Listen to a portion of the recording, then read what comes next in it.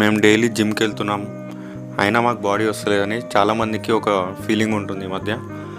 Majorly ఆ 3 mistakes ఏంటంటే, first మీరు ఓవర్ ట్రైన్ చేయడం.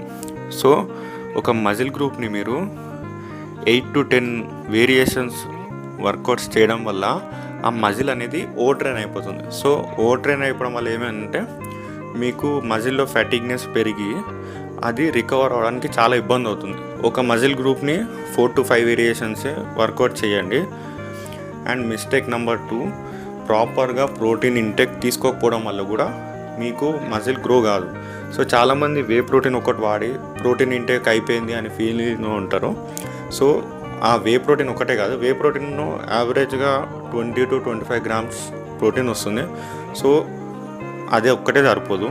సో ఎలా అంటే మీ body weight into 1.5 grams or 2 grams protein మీరు డైలీ అట్లా క్యాల్కులేట్ చేసుకొని తింటేనే మీ బాడీ అనేది గ్రో అవుతుంది.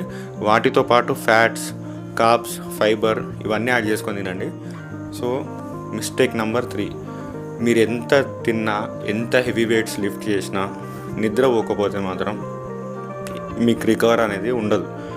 సో మీరు రికవర్ అవ్వాలి అంటే minimum 7 to 8 hours of sleep compulsory.